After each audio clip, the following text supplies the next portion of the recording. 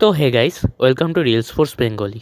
তো বন্ধুরা, শেষ হয়ে গেল আইএসএলের সেমিফাইনালের 2 এর দ্বিতীয় লেগের ম্যাচ, যেখানে মুখোমুখি হয়েছিল মোহনবাগান এবং জামশেদপুর মোহনবাগানের হোম গ্রাউন্ডে।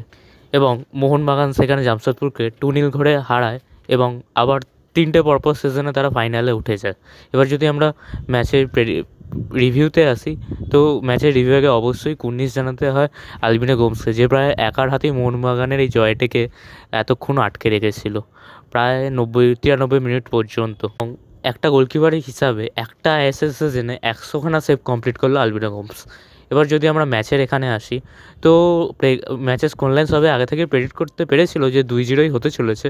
তবে কোথাও না কোথাও মনের মধ্যে ভয় কাজ করছিল ম্যাচটা দেখার সময়। যখন ম্যাচটা 90 মিনিট পার হয়েছিল, তখন সবাইকার মনে হচ্ছিলো ম্যাচটা হয়তো এক্সট্রা টাইমে খেলা হবে এবং তারপর পেনাল্টি শ্যুট আউট। কারণ কোনোভাবেই মনে হচ্ছিল না যে মোহনবাগান অত চেষ্টা করার পরও দ্বিতীয় গোলটি পেতে চলেছে।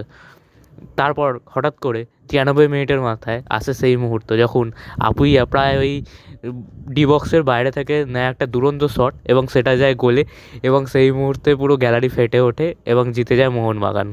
আপুইয়াকে মোহনবাগানের হয়ে সাইন করার পর সমস্ত সমস্যাদের মধ্যে আপুইয়ার কাছে একটিই মাত্র ক্ষোভ ছিল যে আপুইয়া একটা মাত্র কাজ করেনি এই সিজনে, সেটা হচ্ছে একটি গোল। এবং মোহনবাগানের যখন সবথেকে বেশি প্রয়োজন ছিল, তখনই সেই আপুইয়া তার গোলটি করে দেখালো ও মোহনবাগানকে পরপর তাদের তৃতীয় ফাইনালে তুলে দিল। তো বন্ধুরা, কাপ আইএসএল কাপ লোডিং অবশ্যই কমেন্টে জানাবেন। এবার যদি ম্যাচে আসি, তো ম্যাচটা যেমন আমরা আশা করেইছিলাম তেমন ম্যাচটা শুরু হয়েছে, যেখানে মোহনবাগানের অ্যাটাক বরং জামশেদপুরের ডিফেন্স। এবং জামশেদপুরের ডিফেন্স স্টিভেন এজে আশুতোষ মেহতা ছাড়াও যে এতক্ষণ অবধি মোহনবাগানকে আটকে রেখে দেবে, সেটা কেউ ভাবতেও পারিনি। এবং একটা সময় মনে হচ্ছিলো যে গোল হয়তো হবেই না, এক্সট্রা টাইমে খেলা চলে যাবে। যেখানে প্রথম হাফের কথা বললে, পুরো প্রথম হাফটা ডমিনেট করে মোহনবাগান, যেখানে আসে আলবিনো গোমসের প্রায় 2-3টে ভালো ভালো সেভ, অন্যদিকে সৌরভ দাসের একটি গোল লাইন ক্লিয়ারেন্স। এত কিছু করার পরও মোহনবাগান তাদের গোলটি প্রথম হাফে খুঁজে পায় না। আমরা যদি প্রথম হাফের কয়েকটি স্ট্যাটসের কথা বলি, সেখানে মোহনবাগানের কাছে পজিশন ছিল 77%, মোহনবাগান শর্টস নেয় 18টা এবং শর্টস অন টার্গেট থাকে 8টা। অন্যদিকে জামশেদপুর মাত্র একটাই শর্টস নেয়, সেটাও শর্টস অন টার্গেট থাকে।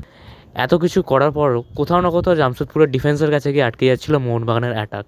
যেখানে জামশেদপুর খাতায় কলমে 4 ডিফেন্সে খেললেও জামশেদপুর মেনলি 5 ডিফেন্সে খেলছিল, যেখানে সমস্ত প্লেয়াররাই ডিফেন্সে খেলছিল।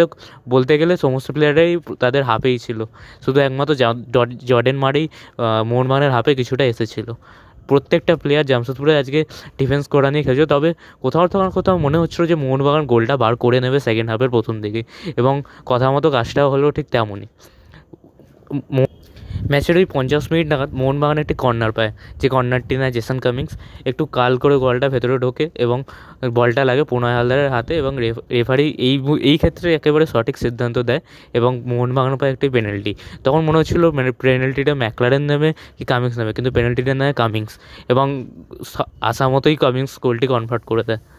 অ্যাকচুয়ালি আজকে ওই প্রথম 60 মিনিটে মোহনবাগানের অ্যাটাকটা পুরোটাই হচ্ছিলো কামিংস কেন্দ্রিক। ম্যাকলারেনকে অন্য দিনের মধ্যে আজকেও খুব একটা খুঁজে পাওয়া যায়নি ম্যাচের মধ্যে। ম্যাচের ওই 60-70 মিনিটের নাগাদ ম্যাকলারেন মাত্র মাঠে 5খানা টাচ নেয়, যার মধ্যে 3টে ছিল বক্সের মধ্যে। বাদবাকি টাইমে তাকে খুঁজেও পাওয়া যায়নি। এরপর মোহনবাগান গোলটা পেয়ে যাওয়ার পর থেকেই জামশেদপুর একটু ডিফেন্স থেকে উঠে এসে হালকা কাউন্টার অ্যাটাকিং বেস অ্যাটাক করতে শুরু করে, যেখানে তাদের অ্যাটাক দেখে কখনোই মনে হয়নি যে তারা গোল করে দেবে। খালি ওই একটা মুহূর্ত, যেটা ওই দ্বিতীয় হাফের শুরুতেই জাভি হার্নান্ডেজ একটি শট নেয়, যেটা একটুর জন্য পোস্টে লেগে বাইরে দিয়ে বেরিয়ে যায়। অন্যদিকে মোহনবাগান চালিয়ে যেতে থাকে তাদের অ্যাটাক, যেখানে কামিংস কয়েকটি গোলে শট মারার সুযোগ পায়। একটি শট তো একটি সুন্দর শট নেয়, যেটি আলবিনো গোমস ভালো সেভ দেয়, প্রায় হালকা ফিঙ্গার টিপসের জন্য বলটা বাইরে বেরিয়ে যায়, নয়তো ওখানেই মোহনবাগান দ্বিতীয় গোলটা পেরিয়ে যেতে পারত। অন্যদিকে আশিক কুরেনিয়ানো ড্রিবল করে একটা ভালো পাস দেয়, সেটাও মোহনবাগান গোলে রাখতে পারে না।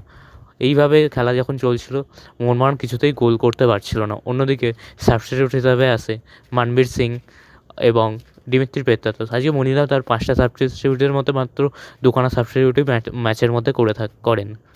তবে কিছুতেই কাজের কাজটি করা যাচ্ছিল না। আসলে জামশেদপুর এত সুন্দর ডিফেন্স মেনটেন করে চলছিল, এত সুন্দর তাদের প্লেয়ারটার মধ্যে কাছাকাছি ছিল, যে মোহনবাগান যখনই অ্যাটাক করতে যাচ্ছিল 3-4টে পাস করার পরে বলটা মিসপাস হয়ে যাচ্ছিলো এবং জামশেদপুর বলটিকে মোহনবাগানের ডি বক্সের দিকে লং থ্রো করে দিচ্ছিলো এবং ম্যাচটিকে স্লো করে দিচ্ছিলো। এবং জামশেদপুর প্লেয়াররা আজকে অনেক ম্যাচটিকে স্লো করারও প্ল্যান করছিল। তবে এইভাবে চলতে ম্যাচ পেরোয় 90 মিনিট। তখন সত্যি কথা বলতে মনে হচ্ছিলো যে মোহনবাগান আর গোলই করতে করতে পারবে না, কারণ এত গোলের সুযোগ পাওয়ার পরও যখন গোল হয়নি তখন মনে হচ্ছিলো ম্যাচটি এক্সট্রা টাইমের দিকেই যাবে।